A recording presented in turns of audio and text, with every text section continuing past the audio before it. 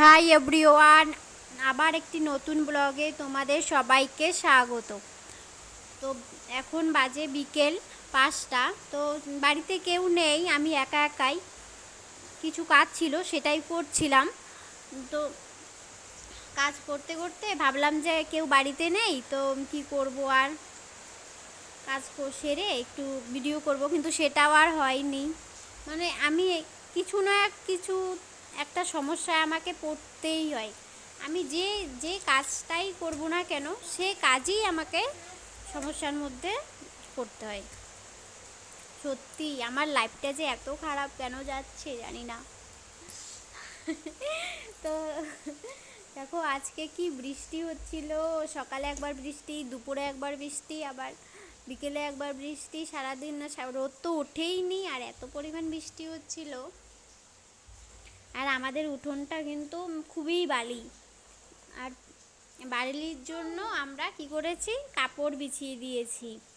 কাপড় সেলাই করে, তো কাপড় সেলাই করে সেই কাপড় না হলে বাড়ির উঠোনেই দেখো একটা বড় লিচু গাছ, আর লিচু গাছের পাতা পড়ে, আর বৃষ্টির সময় এত পরিমাণে বড় বড় ফোঁটা পড়ে জল পাতার মাধ্যমে, তাই বা মাটি চলে যায়। তো সেই কারণেই কাপড় বিছিয়ে দেওয়া হয়েছে।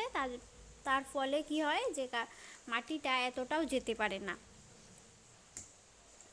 তাই দেখো আমি কাপড় বিছিয়ে দিয়েছি। আর উঠোন তো আমাদের এরকম ঝাড় দিতেই হয়। মানে লিচু গাছ থাকা মানে যে কি একটা কষ্টকর ব্যাপার।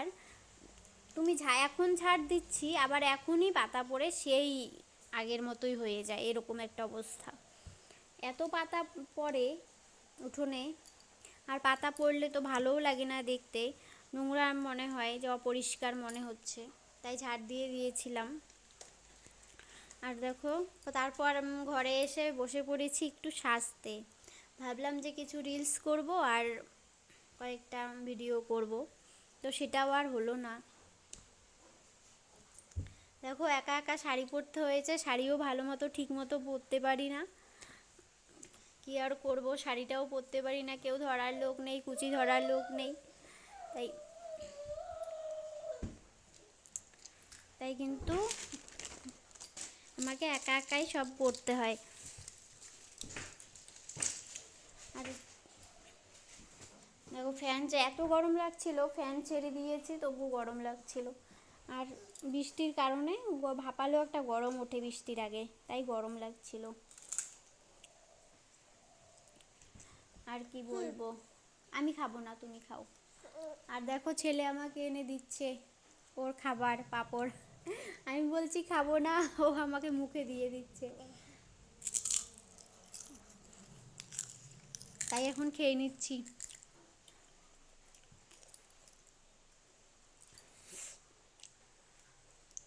আর সব একটু একটু করে সারছিলাম, তো অনেকটা লেট হয়ে গেছে, তাই খুঁজছিলাম। ভাবছি গলাটা ফাঁকা ফাঁকা, তাই একটা ভাবছিলাম যে একটা মালাই পরে নিই। তারপর দেখো মালা খুঁজতে গিয়েছিলাম, মালা অনেক খোঁজার পর পেলাম। কোথায় রেখে দিই কোথাকার জিনিস, তারপর আর খুঁজে পাওয়া যায় না এরকম। তারপর অবশেষে পেলাম মালাটা, পেয়ে যে এখন পরে নেব গলায়। তোমাদের তো সবার মোটামুটি পুজোর শপিং হয়ে গেছে, আমার কিন্তু এখনও একটা সুতোও নেওয়া হয়নি পুজোর জন্য। জানি না হবে কি না, মনে হচ্ছে হবেও না। আর তবু অপেক্ষায় আছি, দেখা যাক হয় কি না অপেক্ষাটা। আর তো অপেক্ষা তো ছাড়া যাবে না, অপেক্ষা তো করতেই হবে, তাই না? সব কিছুর জন্যই অপেক্ষা করতে হয়।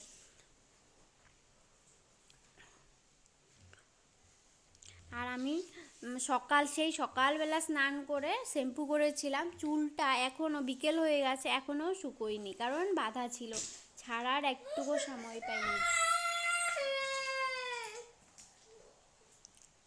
সময় পাইনি বলে দেখো এডিটিং করছি, আর আমার ছেলে এখানে বসে আছে, খেলছে, কান্না করছে। মানে কোথাও আমার শান্তি নেই একদম।